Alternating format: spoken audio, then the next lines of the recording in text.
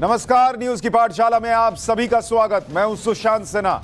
ये वो पाठशाला जहां सबकी क्लास लगती है। तो आज किस किस की क्लास लगेगी, कौन कौन सा चैप्टर खुलेगा, पहले आपको बता दूं। जो अंग्रेज नहीं कर पाए, जो नेहरू और इंदिरा को बनाना था, जो अंग्रेजों को बनाना था, वो मोदी ने कैसे बनाया, आज उसका चैप्टर लेकर आया हूं और वो बातें बताऊंगा जो आपको कहीं नहीं मिलेंगी। 91 साल से लटके काम को 19 महीने में नरेंद्र मोदी ने कैसे निपटा दिया, आज आपको बताऊंगा। 91 साल से लटका हुआ मामला था, 19 महीने में खत्म, निपटा के फिनिश। सेंट्रल विस्टा से मोदी के लिए 2024 जीतना आसान हो गया है क्या, आज इसकी भी बात करूंगा। आतंकी की कब्र पर फूल चढ़ाने वालों की जरा तबीयत से क्लास लगाऊंगा। सबसे सच्चे दोस्त के अचानक काट लेने का चैप्टर भी लेकर आया। तो कौन सा दोस्त है जो काट रहा है, बताऊंगा। लेकिन पाठशाला में सबसे पहले दिन भर की सारी बड़ी खबरों का एक साथ रिवीजन, फिर पहला चैप्टर।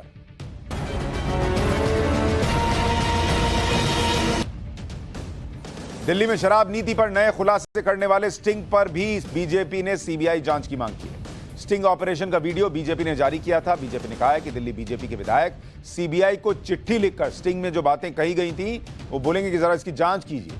स्टिंग में दावा किया गया था कि शराब नीति में कमीशन खोरी का खेल हुआ। आरोप यह लगे कि यह पैसा कमीशन के तौर पर आम आदमी पार्टी के नेताओं के पास गए।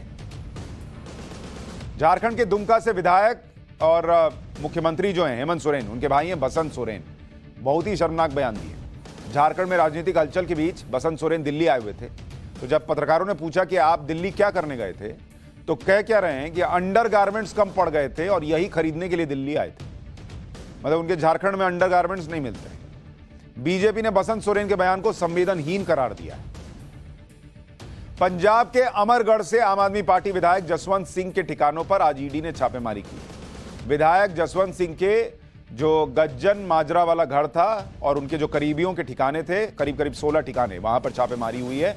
जसवंत सिंह पर 40 करोड़ रुपए के बैंक घोटाले का आरोप है और इससे पहले बुधवार को सीबीआई ने जसवंत सिंह के ठिकानों पर पहले भी छापेमारी की। पीएफआई टेरर मॉड्यूल के मामले में आज एनआईए ने बिहार में कई शहरों में छापेमारी की। एनआईए टीम ने पटना के फुलवारी शरीफ में आतंकी ट्रेनिंग कैंप के आरोपियों के घरों की तलाशी लेने के साथ ही आरोपियों के जो परिवार वाले थे उनसे भी पूछताछ की। फुलवारी शरीफ के अलावा फिर वो दरभंगा भी गए, अररिया, सारण, कटिहार, वैशाली और मुजफ्फरपुर के जिलों में भी छापेमारी उन्होंने की है। और छापेमारी के बाद एनआईए टीम अपने साथ कई बैग और दस्तावेज के साथ मोबाइल और सिम कार्ड ले गई। सुप्रीम कोर्ट में जारी हिजाब बैन मामले पर अगली सुनवाई अब सोमवार को होनी है। आज सुनवाई के दौरान हुआ क्या कि जस्टिस हेमंत गुप्ता और जस्टिस सुधांशु धूलिया की बेंच दोनों पक्षों की दलीलें सुन रही थी। याचिकाकर्ता के वकील ने सिखों की वेशभूषा का हवाला दिया। कहा कि जिस पर सुप्रीम कोर्ट ने पूछा कि हिजाब की तुलना जो कड़ा पहनते हैं और कृपाण रखते हैं उससे करना ठीक नहीं है। सिखों के लिए 5 ककार अनिवार्य हैं। हिजाब की अनिवार्यता पर याचिकाकर्ताओं के वकील ने कोर्ट में कुरान की आयतें पढ़कर सुनाई। चीन के खिलाफ भारत को एलएसी पर बड़ी कूटनीतिक सफलता हासिल हुई है। 17 जुलाई को भारत और चीन के बीच कोर कमांडर लेवल की बातचीत हुई थी। इसमें जो डिसएंगेजमेंट होना है उसको लेकर बड़ा फैसला हुआ। फैसले के तहत 8 सितंबर यानी आज से Gogra hot spring patrolling point 15 से डिसएंगेजमेंट शुरू हो चुका है। मतलब चीन की सेना पीछे हटेगी, भारत की सेना भी हटेगी। एलएसी पर चीन की हर चाल को भारत ने सेना की ऑपरेशनल तैयारी और रणनीतिक प्लानिंग से नाकाम किया है। गुजरात के अमरेली में भगवान गणेश का श्रृंगार लाखों रुपए के नोटों से किया गया। विसर्जन कल होना है। एक दिन पहले अमरेली के सावरकुंडला में 21 लाख रुपए के नोटों से भगवान गणेश का श्रृंगार किया गया। गणेश पंडाल में भी चारों तरफ नोटों से सजावट की गई। 10 रुपए से लेकर 2000 रुपए के नोट का इस्तेमाल किया गया इसके लिए। जम्मू में एक शख्स की स्टेज पर डांस करते करते मौत हो गई। एक गांव में शिव पार्वती लीला का मंचन किया जा रहा था। युवा कलाकार पार्वती के वेश में स्टेज पर अभिनय कर रहा था। अचानक स्टेज पर ही गिर गया, जैसा अभी हाल में कुछ और वीडियोस में आपने देखा होगा। जब तक सहयोगी कुछ समझते, उसकी हार्ट अटैक से मौत हो गई, बताया जा रहा है। एशिया कप के अपने आखिरी मैच में विराट कोहली ने शतक जड़ दिया है। अफगानिस्तान ने टॉस जीतकर भारत को पहले बल्लेबाजी करने के लिए बुलाया। केएल राहुल और विराट कोहली ने टीम को शानदार शुरुआत देते हुए पहले विकेट के लिए 119 रन की पार्टनरशिप की। केएल राहुल 62 पर आउट हो गए, लेकिन कोहली टिके रहे। फिर उन्होंने 61 बॉल पर 122 रन बनाकर नाबाद पारी की। बहुत दिन बाद कोहली ने शतक मारा है। भारत ने अफगानिस्तान को 213 रन का टारगेट दे दिया। तो ये हो गया दिन भर की खबरों का रिवीजन। अब पाठशाला की पहली क्लास, पीएम मोदी के उस काम का चैप्टर जो काम अंग्रेजों को, नेहरू को, इंदिरा को करना था, किया किसने? Narendra Modi.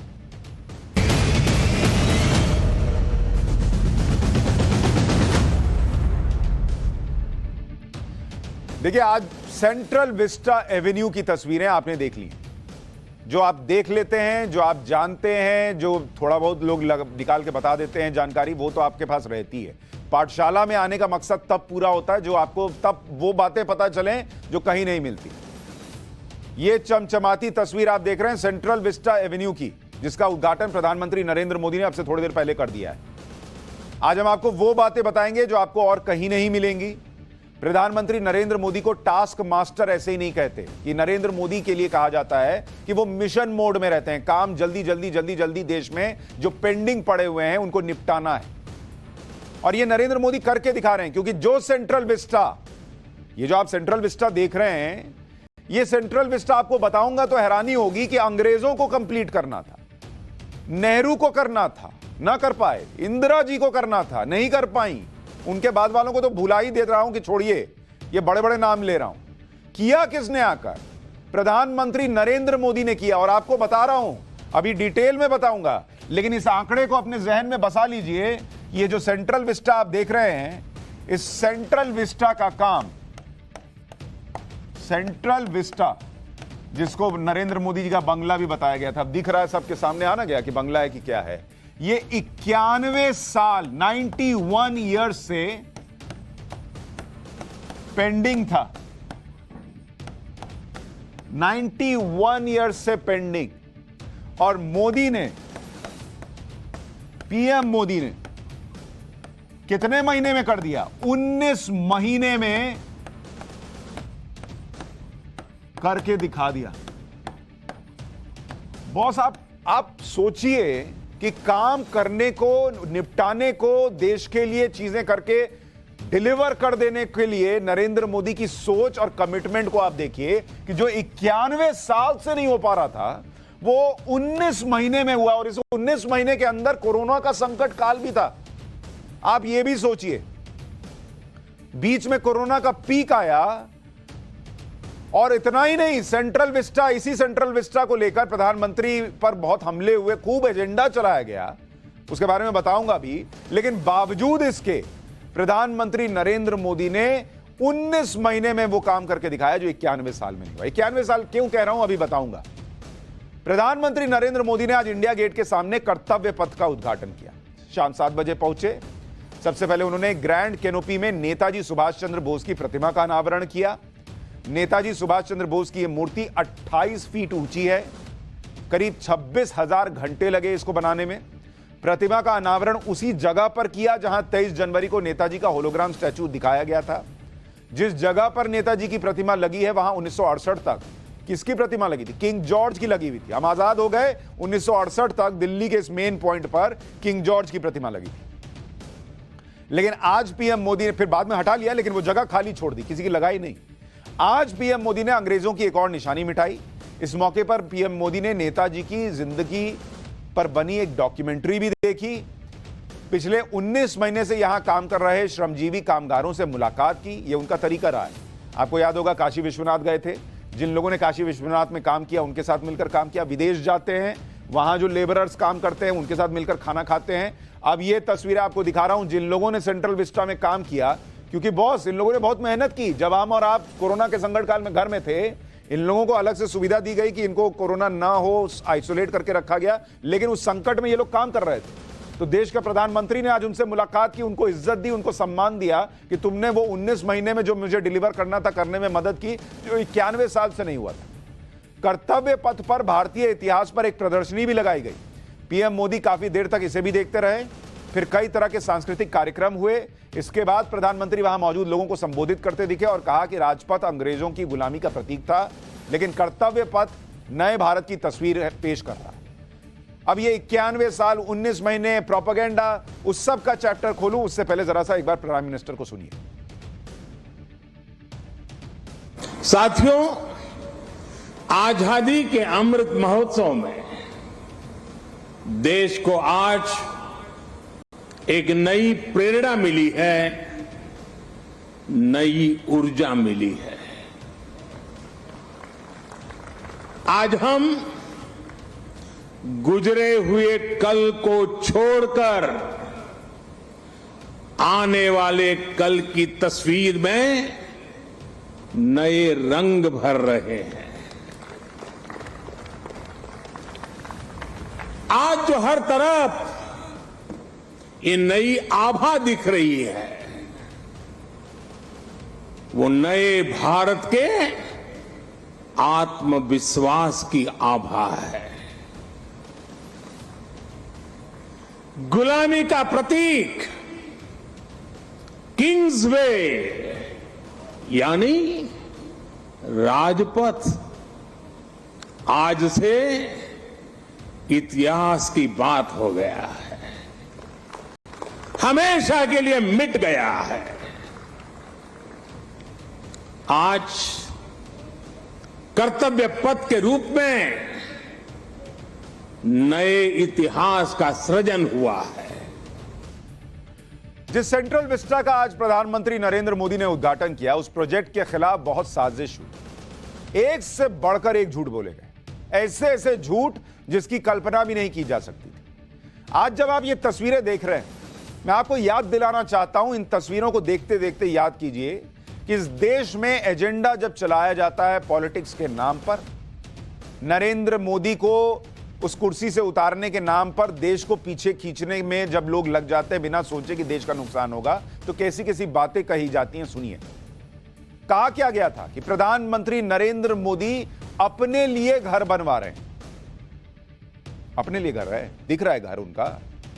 Central Vista project पूरा होने पर आम लोग इंडिया गेट नहीं जा पाएंगे, यह भी बोल दिए थे। कल से सब जाएंगे, उसी कर्तव्य पथ पर सब जाएंगे। और देखिएगा कल कितनी भीड़ रहेगी, दिखाऊंगा। इंडिया गेट के पास खुले में घूमने का मैदान और हरियाली खत्म हो जाएगी। इतनी भर भर के हरियाली है, इन लोगों का चेहरा जो है, जो एजेंडा फैला रहे थे, वो हरा देख के लाल हो जाए। आसपास के पुराने ऐतिहासिक भवनों को तोड़ दिया जाएगा, यह भी झूठ फैला दिया गया।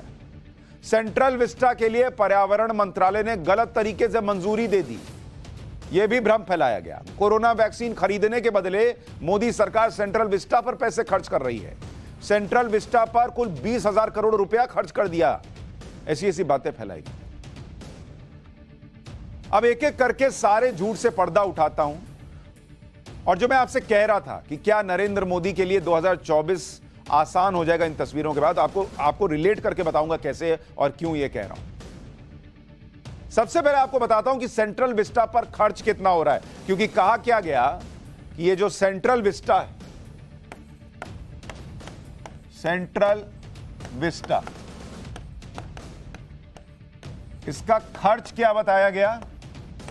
इस खर्च को लेकर दावा किया गया है या भ्रम फैलाया गया कि राहुल गांधी ने कहा,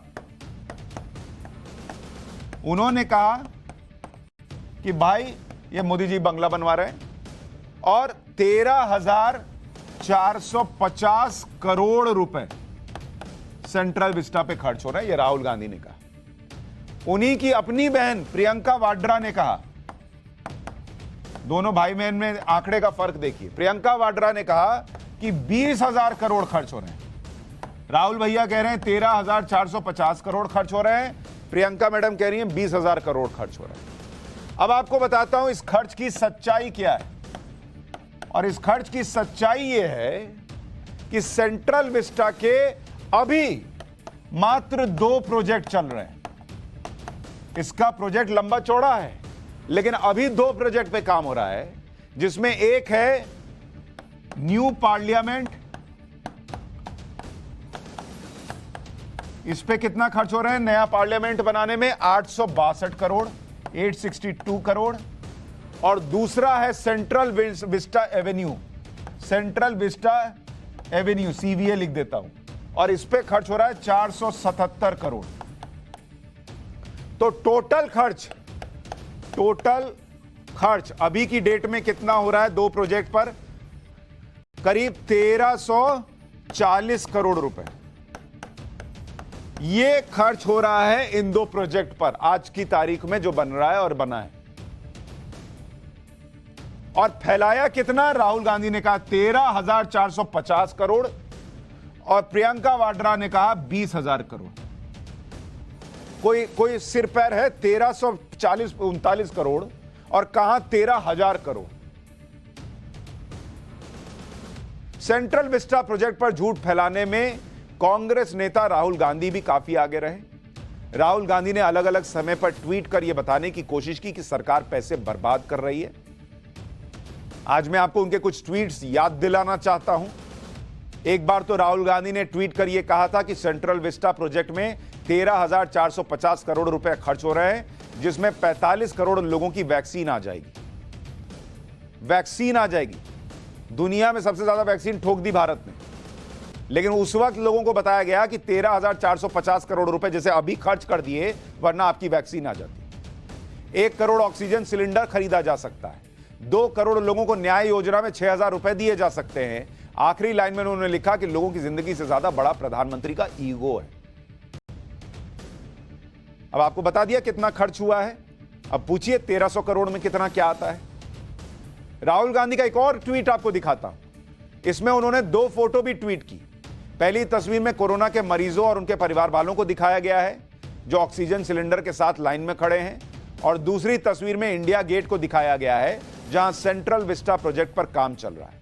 इन 2 तस्वीरों को शेयर करते हुए उन्होंने लिखा कि पीएम आवास नहीं, सांस चाहिए। इतना ही नहीं, राहुल गांधी ने एक ट्वीट में सेंट्रल विस्टा को आपराधिक फिजूल खर्ची कहा।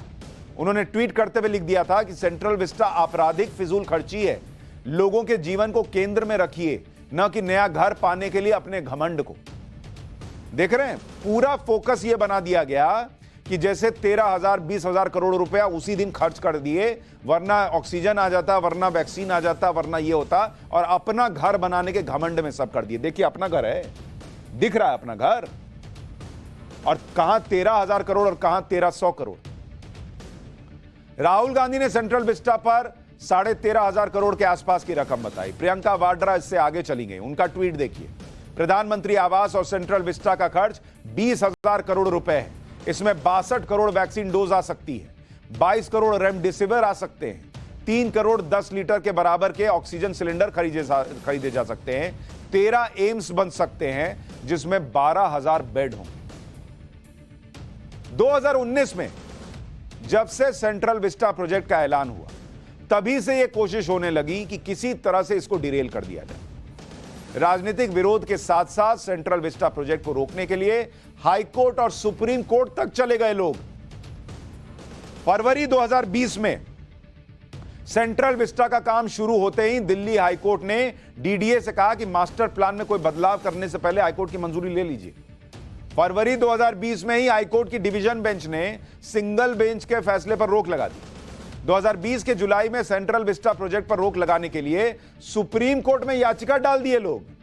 कहने लगे कि एनवायरमेंट क्लियरेंस सही तरीके से नहीं हुआ है, लैंड यूज गलत तरीके से किया जा रहा है, काम रोक दीजिए। दिसंबर में सुप्रीम कोर्ट ने कहा कि सेंट्रल विस्टा प्रोजेक्ट के लिए भूमि पूजन कर लें, लेकिन काम नहीं कर सकते। जनवरी 2021 में सुप्रीम कोर्ट ने सारी याचिकाओं को सुनने के बाद कहा कि सेंट्रल विस्टा प्रोजेक्ट में कोई परेशानी नहीं है, शुरू कीजिए काम। लेकिन सोचिए कितना वक्त खा गए ये लोग सिर्फ इसलिए कि ये प्रोजेक्ट पूरा ना हो सके। सुप्रीम कोर्ट की क्लियरेंस के बाद भी पीएम मोदी के विरोधी शांत नहीं बैठे। जून 2021 में दिल्ली हाईकोर्ट में फिर से याचिका डाल दी और कहा कि सेंट्रल विस्टा प्रोजेक्ट में काम कर रहे मजदूरों को कोरोना से जान का खतरा है, इसलिए काम बंद कर दिया जाए। लेकिन हाईकोर्ट ने याचिका खारिज कर दी, क्योंकि वहां सबके लिए अलग अलग जगह रखी गई थी, पूरा इंतजाम था, किसी को कोरोना होने नहीं देना था, होने पर पूरा मेडिकल व्यवस्था थी। इसके बाद याचिकाकर्ता सुप्रीम कोर्ट गए, लेकिन सुप्रीम कोर्ट ने भी याचिका खारिज कर दी और यह भी कहा कि याचिका दायर करने वाले की मंशा ठीक नहीं है, इसलिए 1 लाख रुपए का जुर्माना ठोक दिया उस पर। सोचिए, सुप्रीम कोर्ट तक को समझ में आ गया कि इन लोगों की मंशा ठीक नहीं। सुप्रीम कोर्ट की दोबारा क्लियरेंस के बाद दिल्ली वक्फ बोर्ड ने हाईकोर्ट में याचिका दायर की, कहा कि इस प्रोजेक्ट से कई मस्जिदों को नुकसान हो रहा है। दिसंबर में हाईकोर्ट में केंद्र सरकार ने जवाब दिया कि मस्जिदों को नुकसान नहीं होगा। इसके बाद यह याचिका भी खारिज हो गई। यानी जितना हाथ पैर मार सकते थे कि यह रोक दो, नहीं बनना चाहिए, जिसे आज देश देख रहा है और कह रहा है कि गुलामी की जो जंजीरें थी उसकी एक और कड़ी जो है, जो देखिए आजाद आप हो गए 47 में, लेकिन यहां से कुछ चीजें जो हैं वो जकड़ी रहती हैं। ये एक और गुलामी की जंजीर की कड़ी जो है वो टूट गई, उसको पीछे छोड़ दिया, हटा दिया। ये देश कह रहा है, देश कह रहा है, देख के कि सीना चौड़ा हो रहा है, गर्व हो रहा है, कितना शानदार बना है। लेकिन इसी देश में नेता और उनके कुछ लोग कैसे इस प्रोजेक्ट को ना होने दिया जाए, इसके लिए उन्होंने एड़ी चोटी का जोर लगा दिया। जितने तरीके से हो सकता था सेंट्रल विस्टा प्रोजेक्ट को रोकने की कोशिश हुई, लेकिन नरेंद्र मोदी की कोशिशों की वजह से यह प्रोजेक्ट रुका नहीं। सुप्रीम कोर्ट की क्लियरेंस के बाद भी कांग्रेस के कई नेताओं ने सेंट्रल विस्टा प्रोजेक्ट को विवाद में घसीटने की कोशिश की। पूर्व वित्त मंत्री पी चिदम्बरम ने कहा कि एक नए संसद भवन की नींव एक उदार लोकतंत्र के खंडर पर रखी गई। मतलब भारतीय लोकतंत्र को ही चिदम्बरम ने खंडर बता दिया। कांग्रेस प्रवक्ता जयराम रमेश ने नए संसद भवन को अमेरिका के पेंटागन की नकल कह दिया। 69 पूर्व नौकरशाहों ने चिट्ठी लिखकर पीएम मोदी से इसे रोकने की मांग की। आपके मन में भी आ रहा होगा ना कि क्या था ऐसा इसमें कि इसको सब रोक देना चाहते थे। यह अभी बताऊंगा मैं। जिस सेंट्रल विस्टा और नए संसद भवन के निर्माण का कांग्रेस विरोध करती रही, सुनकर हैरानी होगी कि उसकी जरूरत मनमोहन सिंह के प्रधानमंत्री रहने के दौरान ही हो गई थी। 2012 में तत्कालीन लोकसभा अध्यक्ष, 2012 में यूपीए की सरकार थी, मनमोहन सिंह प्राइम मिनिस्टर, नरेंद्र मोदी नहीं थे। 2012 में तत्कालीन लोकसभा अध्यक्ष मीरा कुमार ने नए संसद भवन परियोजना को मंजूरी भी दे दी थी। मीरा कुमार ने 2012 में शहरी विकास मंत्रालय को एक नई संसद भवन के निर्माण की योजना पर काम करने के लिए कहा था। क्यों कहा था?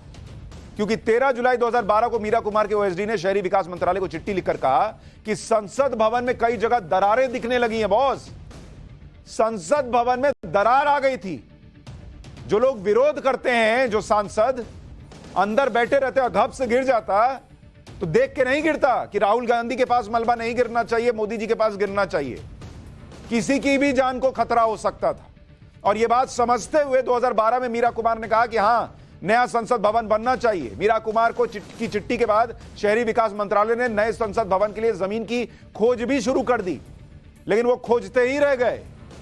बाद में सरकार की इच्छा शक्ति के अभाव की वजह से नए संसद भवन का मुद्दा फिर ठंडा पड़ गया। और इनकी दिक्कत इसी में है कि हम नहीं कर पाए और ये मोदी कर देंगे तो फिर हमको कैसे क्रेडिट मिलेगा? फिर तो दुनिया कहेगी कि अरे कोई सुशांत सिन्हा आएगा, बताएगा कि ये तो 91 साल से रुका हुआ था, नेहरू जी को करना था, इंदिरा जी को करना। अभी नेहरू इंदिरा पे आऊंगा, अंग्रेजों पर आऊंगा, अभी तो बता रहा हूं 2012 का। मनमोहन जी को करना था, किया नहीं, नरेंद्र मोदी ने किया। और इतना अड़ंगा लगाए, इतना बड़ा बड़ा जो लंगड़ी लगाने की कोशिश होती है कि गिर जाएं, वो हुई नहीं।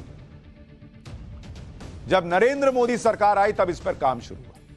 मोदी विरोधी कहते हैं कि सेंट्रल विस्टा की जरूरत क्या है, जब पहले से बिल्डिंग बनी हुई है, जब पहले से ही अच्छा खासा स्पेस है, जब पहले से ही संसद भवन है, तो फिर नई बिल्डिंग, नई संसद, सेंट्रल विस्टा बेकार में बना रहे हैं। लेकिन सेंट्रल विस्टा का डेवलपमेंट और रीडेवलपमेंट क्यों किया जा रहा है, आज इसकी डिटेल सुनिए। इसके पीछे पहली वजह यह है कि सेंट्रल विस्टा को मूल रूप से आर्किटेक्ट्स एडविन लुटियंस और हर्बर्ट बेकर ने तब डिजाइन किया था जब अंग्रेजों ने 1911 में कलकत्ता की जगह पर भारत की नई राजधानी दिल्ली कर दी थी। तो बॉस, ये सेंट्रल विस्टा का जो पूरा प्रोजेक्ट कैसा होना चाहिए, यह अंग्रेज के जमाने का है। और उस वक्त दिल्ली मध्यकालीन शहर था और 20वीं सदी के हिसाब से और अंग्रेजों को अपनी सहूलियत के हिसाब से नई राजधानी बनानी थी। आर्किटेक्ट्स लुटियंस और हर्बर्ट बेकर ने ब्रिटिश इंडिया की राजधानी के तौर पर आधुनिक दिल्ली को बनाने के 20 साल के प्रोजेक्ट पर काम किया। और इसी प्रोजेक्ट के तहत 1929 में राष्ट्रपति भवन बना, जिसे तब वॉइसरॉय हाउस कहा जाता था। इसी प्रोजेक्ट के तहत 1927 में 2 सेक्रेटेरिएट बिल्डिंग बनी, जिसमें नॉर्थ ब्लॉक और साउथ ब्लॉक चल रहे हैं। इसी प्रोजेक्ट के तहत 1927 में संसद भवन बनकर तैयार हुआ, जिसे तब काउंसिल हाउस कहा जाता था। एडविन लुटियंस और हर्बर्ट बेकर के सेंट्रल विस्टा के ओरिजिनल प्लान और लेआउट के मुताबिक इस इलाके में प्रशासनिक और सांस्कृतिक उद्देश्यों के लिए दूसरी बिल्डिंग्स भी बननी थी। लेकिन हुआ क्या कि युद्ध शुरू हो गया, इंग्लैंड फंस गया वॉर में, बजट था नहीं, पैसा था नहीं, भारत में आजादी का आंदोलन तेज होने लगा, सेंट्रल विस्टा का ओरिजिनल प्लान कंप्लीट ही नहीं हो पाया।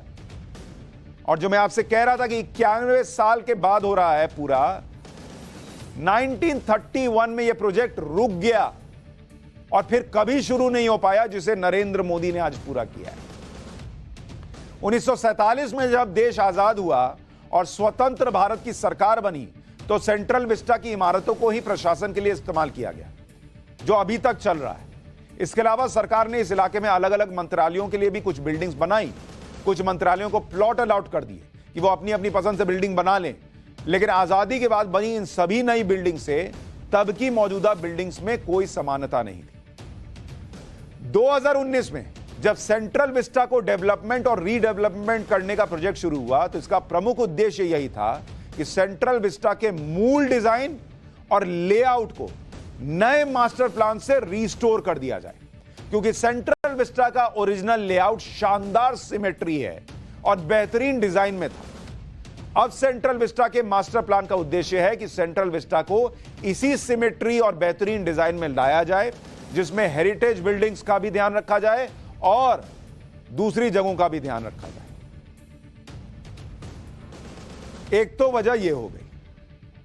फिर सेंट्रल विस्टा प्रोजेक्ट के पीछे दूसरी सोच यह है कि लेजिस्लेचर यानी विधायिका के कामकाज को बेहतर तरीके से संचालित करने के लिए आधुनिक इंफ्रास्ट्रक्चर भी तो हो बॉस।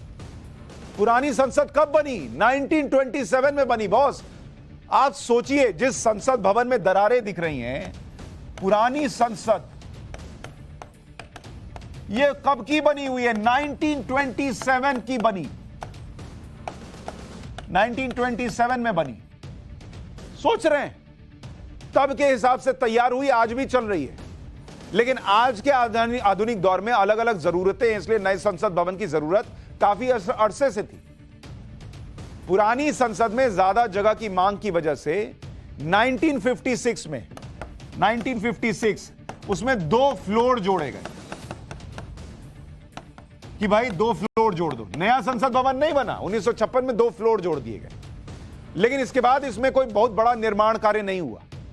अब सांसदों के लिए संसद की नई बिल्डिंग के अलावा मौजूदा संसद भवन है, मौजूदा लाइब्रेरी और एनेक्सी के साथ एक तरह का बड़ा और एकीकृत संसद भवन बनाकर तैयार हो जाएगा। ऐसे में भविष्य में अगर कभी लोकसभा और राज्यसभा की सीटें बढ़ती हैं, आबादी के हिसाब से बढ़ाई गई, तो जगह की कमी नहीं होगी। सेंट्रल विस्टा प्रोजेक्ट में नई संसद का निर्माण भी हो रहा है और यह बहुत जरूरी है। जरूरी इसलिए क्योंकि 2026 में आपको पता है क्या होगा? नए सिरे से परिसीमन होगा। और ये आपको बता दे रहा हूं आज कि 2026 में होना है। ये 2026 में परिसीमन कंप्लीट हो जाएगा, ये शुरू होगा, माफ कीजिएगा। और परिसीमन के बाद लोकसभा और राज्यसभा में सदस्यों की संख्या बढ़ जाएगी। अभी लोकसभा में कितने हैं? लोकसभा में है 543 सदस्य जो बैठ सकते हैं, और ये बढ़कर परिसीमन के बाद कितने हो सकते हैं? ये बढ़कर हो सकते हैं 876, 876 हो जाएंगे 543 की जगह। कहां बैठाइएगा बॉस? 543 को कहिएगा कि तुम यहां लोकसभा में बैठो और बाकी लोग को कहिएगा कि कंप्यूटर लैपटॉप खोल लो, वर्क फ्रॉम होम कर लो। जो राहुल गांधी कह रहे थे कि इतना, एक तो अमाउंट गलत बताए और कह रहे थे कि इसमें ये आ जाएगा उसमें वो आ जाएगा। कोई राहुल गांधी से पूछे कि ये बाकी 876 जो आएंगे 543 से बढ़कर 876 होगा, और जो बाकी के सांसद होंगे इनको कहां बैठाइएगा? बारी बारी से बैठाइएगा। तुम मंडे को आना और बाकी लोग ट्यूसडे को आना। राज्यसभा में अभी 250 है अभी,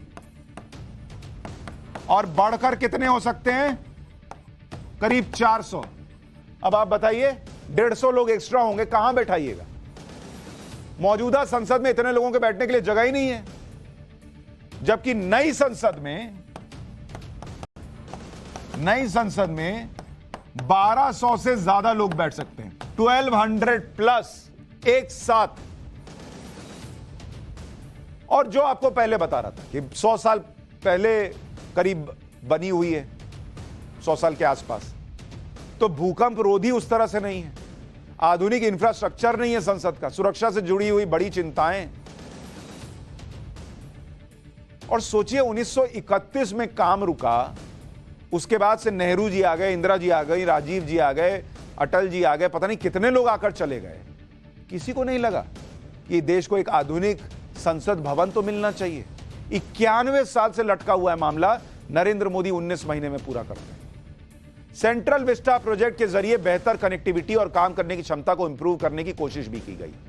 सेंट्रल विस्टा प्रोजेक्ट में केंद्रीय सचिवालय के 10 ऑफिस बिल्डिंग और एक सेंट्रल कॉन्फ्रेंस सेंटर होगा। अभी क्या है कि 39 मंत्रालय सेंट्रल विस्टा इलाके में है, 12 मंत्रालय सेंट्रल विस्टा के बाहर है। कॉमन सेंट्रल सेक्रेटेरिएट के 10 ऑफिस बिल्डिंग में सभी 51 मंत्रालयों के दफ्तर होंगे। आप सोच रहे हैं काम में कितनी तेजी आएगी, सारे मंत्रालय अगर एक जगह काम कर रहे हैं। सभी ऑफिस के एक साथ आने से समन्वय बढ़ जाएगा, सहयोग बढ़ेगा, प्रशासनिक तालमेल में सुधार होगा। ये सारे ऑफिस आधुनिक तकनीक से लैस होंगे। यहां एक साथ 54,000 लोग काम कर पाएंगे।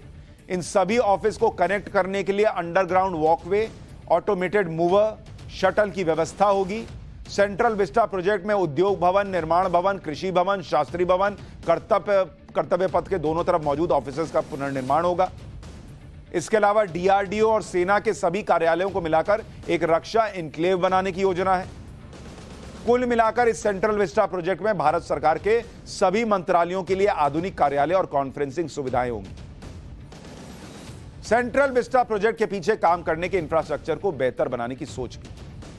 सेंट्रल विस्टा प्रोजेक्ट में प्राइम मिनिस्टर ऑफिस, कैबिनेट सचिवालय और राष्ट्रीय सुरक्षा परिषद सचिवालय को आधुनिक और सुरक्षित एन्क्लेव बनाने की योजना है। नॉर्थ और साउथ ब्लॉक के पीछे उपराष्ट्रपति आवास और पीएम हाउस बनाने की योजना है। पीएम हाउस प्रधानमंत्री का घर, नरेंद्र मोदी का घर नहीं। कल को नरेंद्र मोदी पीएम नहीं रहेंगे, राहुल गांधी बनेंगे तो राहुल गांधी उसमें रहेंगे, केजरीवाल बनेंगे तो केजरीवाल उसमें रहेंगे, ममता बनर्जी बनेंगी तो ममता बनर्जी उसमें रहेंगी। लेकिन उसे बता दिया गया नरेंद्र मोदी का बंगला। उपराष्ट्रपति और पीएम हाउस को इतना आधुनिक बनाया जाना है कि रोजमर्रा के ऑफिस के काम आसानी से हो पाएं। एक ही स्थान पर वीवीआईपी नेताओं के ऑफिस और आवास होने से खर्च में कमी आएगी और ट्रैफिक मैनेजमेंट भी आसान होगा। सेंट्रल विस्टा प्रोजेक्ट के पूरा होने पर कैसे फायदा होगा, कितना पैसा बचा होगा, वो भी आपको बता दूं। अभी केंद्र सरकार के 41,000 कर्मचारी सेंट्रल विस्टा के अंदर काम करते हैं, 10,000 बाहर काम करते हैं। केंद्र सरकार ने दिल्ली में अलग अलग जगह दफ्तर रेंट पे लिए हुए हैं, उसका 1,000 करोड़ रुपया किराया जाता है, वो किराया बचेगा। सेंट्रल विस्टा प्रोजेक्ट पूरा होने पर यह सारा पैसा बचेगा। हमारे यहां कहा जाता रहा है कि अंग्रेज चले गए लेकिन अपनी निशानियां छोड़ गए। ये निशानियां गुलामी की निशानियां हैं। प्रधानमंत्री नरेंद्र मोदी की सोच ये है कि आजादी के 75 साल हो गए, गुलामी की निशानियों को खत्म करना चाहिए। पीएम मोदी की इसी सोच की वजह से राष्ट्रपति भवन और इंडिया गेट को जोड़ने वाले रास्ते राजपथ का नाम कर्तव्य पथ किया गया। इंडिया गेट पर नेताजी सुभाष चंद्र बोस की प्रतिमा लगाई गई, जहां कभी 1968 तक किंग जॉर्ज की प्रतिमा लगी हुई थी। नेवी के प्रतीक क्रॉस ऑफ सेंट जॉर्ज को हटाकर शिवाजी महाराज की सेना से प्रेरणा लेता हुआ प्रतीक रखा गया। पीएम आवास वाली रेसकोर्स रोड का नाम लोक कल्याण मार्ग किया गया। 2014 के बाद से अंग्रेजों के जमाने के 1500 कानून खत्म किए गए। 92 साल से चली आ रही परंपरा को खत्म करके रेल बजट को आम बजट से अलग रखने की बजाय जोड़ दिया गया। आम बजट को फरवरी के आखिरी दिन पर पेश करने के बजाय 1 फरवरी को पेश किया जाने लगा। औरंगजेब रोड को एपीजे अब्दुल कलाम रोड किया गया। डलहौजी रोड को दारा शिकोह रोड किया गया। 3 मूर्ति चौक को 3 मूर्ति हाइफा चौक किया गया। गुलामी के प्रतीकों को हटाने और गुलामी की सोच को खत्म करने को लेकर आज पीएम मोदी ने एक बात कही, वो भी सुनवाता हूं। आज भारत के आदर्श अपने हैं, आयाम अपने हैं। आज भारत के संकल्प अपने हैं, लक्ष्य अपने हैं। आज हमारे पथ अपने हैं, हमारे प्रतीक अपने हैं। और साथियों, आज अगर राजपथ का अस्तित्व समाप्त होकर कर्तव्य पथ बना है, आज अगर जॉर्ज पंचम की मूर्ति के निशान को हटाकर नेताजी की मूर्ति लगी है, तो ये गुलामी की मानसिकता के परित्याग का पहला उदाहरण नहीं है। ये न शुरुआत है न अंत है। ये मन और मानस की आजादी का लक्ष्य हासिल करने तक निरंतर चलने वाली संकल्प यात्रा है। प्रधानमंत्री नरेंद्र मोदी के लिए चर्चित है कि वो डिलीवरी में विश्वास रखते हैं, काम करने में विश्वास रखते हैं। और जो मैं आपसे कह रहा था कि 2024 के लिए ये सेंट्रल विस्टा भी क्या नरेंद्र मोदी की राह आसान करेगा, इसकी दो बड़ी वजह है। एक, लोगों का ये सब देख देख कर विश्वास बढ़ता जा रहा है कि नरेंद्र मोदी के खिलाफ विपक्ष को कोई पुख्ता मुद्दा मिल नहीं रहा। क्योंकि जब आप कहेंगे मोदी का बंगला बन रहा है और नरेंद्र मोदी अपना घर बनवा रहे हैं और वहां निकलेगा सेंट्रल विस्टा बनकर, कभी ना कभी तो सामने आना था, आ गया सामने। अब आपकी क्रेडिबिलिटी और नीचे गई, नरेंद्र मोदी की क्रेडिबिलिटी और ऊपर चली गई कि अरे ये तो देश के लिए काम कर रहे थे, बताइए ये लोग मोदी जी का बंगला बता रहे थे। तो वो क्रेडिबिलिटी जितनी बढ़ेगी उतनी तो सीटें बढ़ा देगा बॉस। और दूसरा कि जो नरेंद्र मोदी डिलीवरी कर रहे हैं, देश को आगे ले जाने के लिए लगातार काम कर रहे हैं, 91 साल का काम 19 महीने में कर दे रहे हैं, तो लोगों का और विश्वास बढ़ेगा ना। अब यही होता रहेगा तो हरा लीजिए 2024 में। पाठशाला में आतंकियों की कब्र सजाने वालों की अब क्लास लगाता हूं।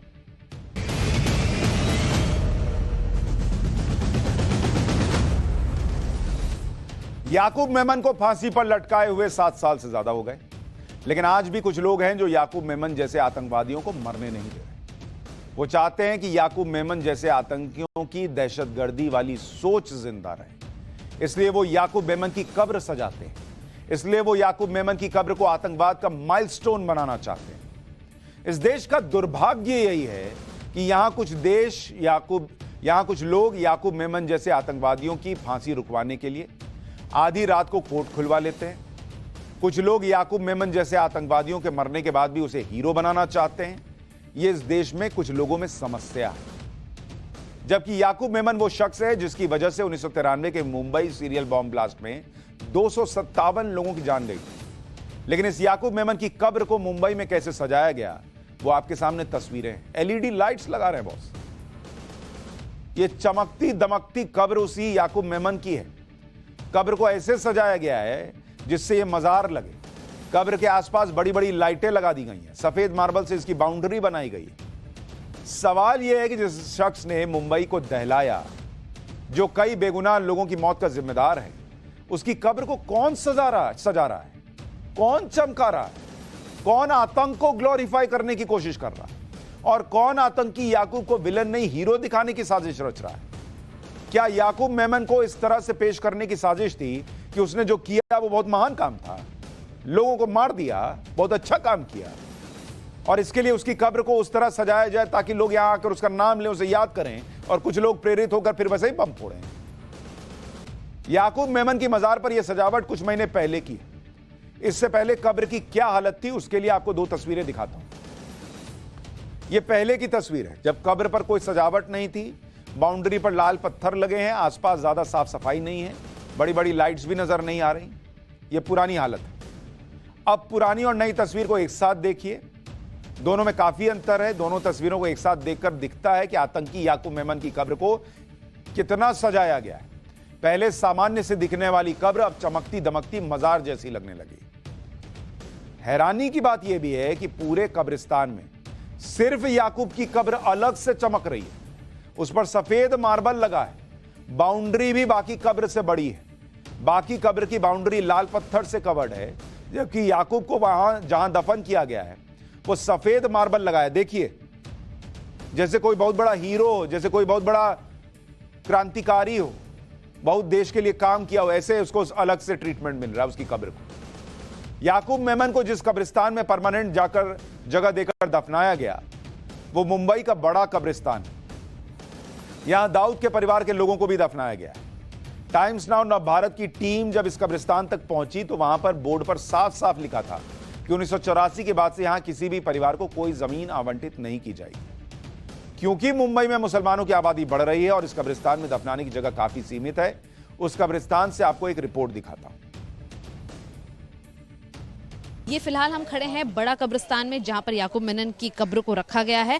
आपको तस्वीरों के जरिए सीधे जॉर्ज दिखाएंगे कि यहाँ पर फिलहाल जो है राजनीति सवाल उठने के बाद जो मुंबई पुलिस है वो एक्शन में आ चुकी है। मुंबई पुलिस द्वारा जो है अब यहाँ का जो पूरा ब्यौरा है बड़ा कब्रिस्तान में वो बाकायदा किया जा रहा है, और सीधे जिस लेन में आप दो हवलदार देख पा रहे हैं उसी लेन के एंड में जो है वो कब्र है जो कि याकूब मेनन की है। और बाकायदा आपको बता दें कि याकूब मेनन की इस कब्र के ऊपर इसलिए सवाल उठ रहे हैं कि उसे आखिर संगमरमर की और टाइल्स लगाकर दीवार क्यों उसे बनाया गया, उसे क्यों पक्का बनाया गया है। साथ ही साथ वहाँ पर लैंप है, रोशन उसे हमेशा दिखाने के लिए कई सारी अलग अलग बल्ब्स वहाँ पर जो हैं वो लगाई गई हैं, जिससे कि वो कब्र हमेशा रोशन रहे। तस्वीरों के जरिए जॉर्ज बाकायदा दिखाएंगे इस पूरे कब्रिस्तान की तस्वीरें। आप देख पाएंगे कि यहाँ जो सबसे पहले एंट्रेंस पे आपको सबसे पहली कब्र दिखती है, जिसमें नामांकन भले ही उर्दू शब्द में किया गया है, लेकिन उसके अंदर साफ तौर पर आपको बता दें कि ये बॉम्ब ब्लास्ट के सबसे मुख्य आरोपी दाऊद इब्राहिम के माता पिता उनके एक भाई की कब्र है, जो कि सबसे पहले आपको इस कब्रिस्तान में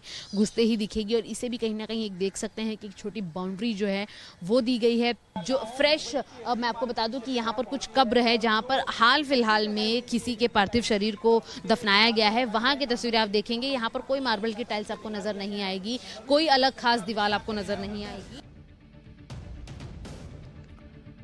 ये उस कब्रिस्तान से ग्राउंड रिपोर्ट थी, लेकिन मुंबई के बड़ा कब्रिस्तान के चेयरमैन आरोपों से इनकार कर रहे हैं। याकूब मेमन की कब्र को सजाया गया। उनका तर्क है कि जो लाइट्स हैं वो लोग यहां अपनी आस्था के मुताबिक लगाते हैं। एक बार उनका पक्ष भी सुन लीजिए। जो लाइटिंग लगाई गई थी वो उस लाइटिंग सिर्फ उसी को स्पेशल कोई ट्रीटमेंट नहीं दिया गया था। वो पूरे बड़े कब्रिस्तान में शबे बारात के वक्त लाइटिंग लगाई गई। परमिशन किसी को नहीं दी जाती है यहाँ पर, ठीक है ना। ये लाइटिंग जो है ये लोग जो अपने आस्था के ताल्लुक से आते हैं वो लोग लगाते हैं। क्या उसे मजार में बिल्कुल नहीं, बिल्कुल नहीं, बिल्कुल मजार में तब्दील नहीं किया गया, ना कोई चीज की गई है, ठीक है। मार्बल वो सिर्फ वो जो बड़ा कब्रिस्तान की वो हाइट पे है, सिर्फ वो याकूब मेमन की कब्र नहीं है, उसमें 17 कब्र है उस ब्लॉक के अंदर। तो ये लोगों को गलत मैसेज फैलाया जा रहा है। याकूब मेमन की कब्र को सजाने की तस्वीरें वायरल हुई तो आज मुंबई पुलिस बड़ा कब्रिस्तान पहुंची। कब्र से लाइटिंग हटाई, हालांकि मार्बल अभी भी लगा हुआ है। मुंबई पुलिस के मुताबिक कब्र पर एलईडी लाइट इसी साल 19 मार्च की रात को लगाई गई थी। 19 मार्च को बड़ी रात मनाई गई थी। कब्र पर एक बड़ा पेड़ गिर गया था। पेड़ गिरने के बाद मार्बल लगाया गया। मेमन के 14 परिवार वालों की कब्र यहां पर है। यह पुलिस का वर्जन है। याकूब मेमन की कब्र को सजाने के मामले में जांच के आदेश भी दिए गए हैं। इसके लिए जांच कमेटी भी गठित कर दी गई है। जांच कमेटी के सामने कई सवाल हैं, जैसे कब्र को किसने सजाया, किसके कहने पर सजाया, लाइटिंग करके कब्र को चमकाने का मकसद क्या था, क्या तत्कालीन उद्धव सरकार को इस बात की जानकारी नहीं थी, क्या राज्य की इंटेलिजेंस एजेंसी ने तत्कालीन उद्धव सरकार को इस संवेदनशील मुद्दे पर आगाह नहीं किया। इस मामले की जांच मुंबई पुलिस कर रही है। पुलिस इस मामले में वक्फ बोर्ड, बीएमसी और चैरिटी कमिश्नर से जानकारी जुटाएगी।